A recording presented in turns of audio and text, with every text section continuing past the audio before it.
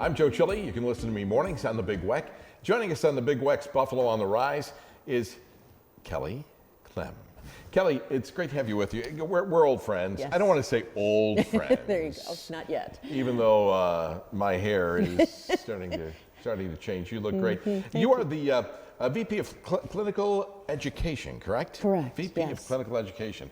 Boy, I can remember you way back, before you had such an impressive title. That's it.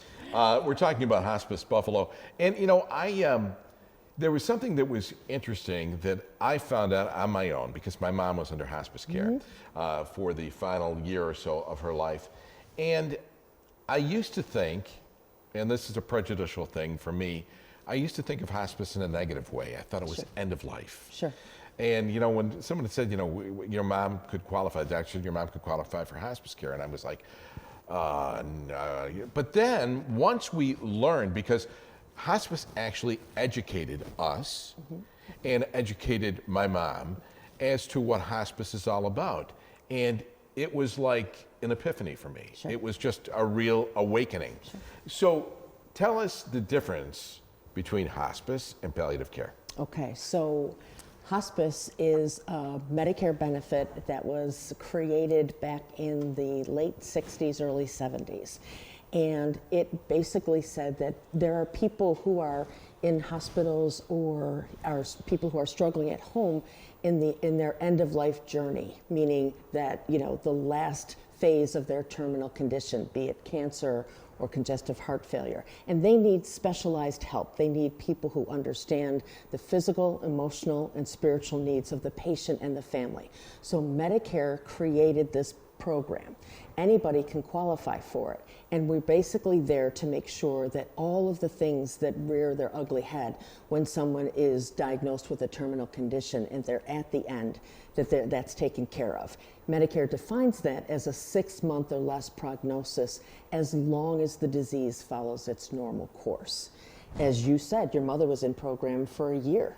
Jimmy Carter just had his year anniversary and he's been in hospice for over a year. Doesn't necessarily mean that if you don't die in 6 months, we're going to discharge you. It means that we're going to still be able to take care of you as long as the disease is taking a downward trend. Palliative care, on the other hand, has nothing to do with end of life.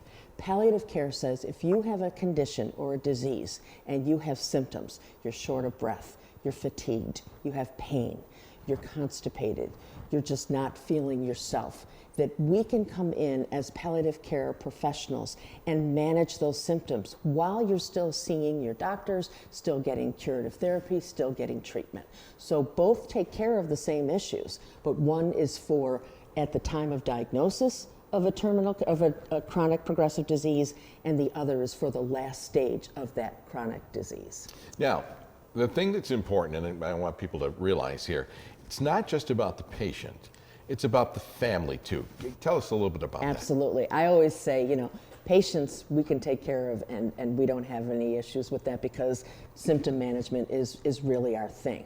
But families, that's where we really do our best work because families are struggling with their inability to know how to help their loved one, their inability to know how do I manage this with my kids or my husband, if it's their mother that's in program, how do I still go to work, how do I make sure she's getting everything. There's so much coordination logistically that the family goes through, and then there's so much emotional investment. How do I know what to say to my mom now that she's not able to really talk back to me anymore, not able to communicate? How do I tell my children that that my mom is not doing well, if it's their grandma or grandpa? So we help with not only the logistical issues around a terminal condition or an end-of-life process, but also the emotional issues as well. At what point does a family contact hospice? How would they know? So what we say is if you're finding that you're constantly going back to the emergency room, or you're still having symptoms despite your doctor ordering medications and treatments, if you're finding that you're just not seeming to get ahead of the day and that you're wanting to really take control of your day, that you should be giving us a call. We're going to let you know if you're calling too early. We're going to say, you know what? I know you're feeling, but if we're going to talk to your doctor and we're going to say, I really think it's not time yet for hospice. I think they still have, a lot of good years left, a lot of good months left, but call us first. We'll get you set up with the right program. We'll get you set up with the people that can help you best. But I would say frequent emergency room visits, unresolved symptoms, and a sense of bewilderment in terms of how to navigate the healthcare system. What's the biggest stumbling block, when people are trying to make a decision whether they should call you or not? I think they're afraid of two things. One, that admitting that their loved one, or if they're calling for themselves, admitting that it's the end and thinking that they're going to die very shortly after, just because they admit it.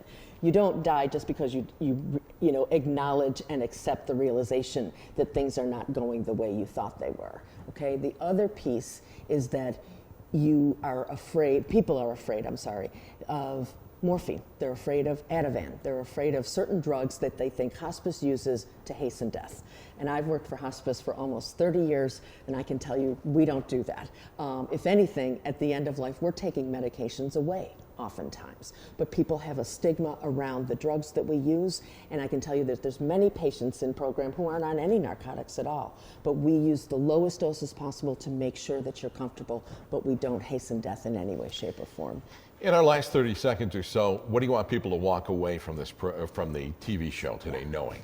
I want them to know that you don't have to suffer through your disease without help, and that hospice and palliative care, it's one phone number. You just call us. We're going to get you on the right track. We're going to get you the kind of support that you need for all the issues that are going on in your life, and we're going to do it in a way that's going to make you feel, thank God I called.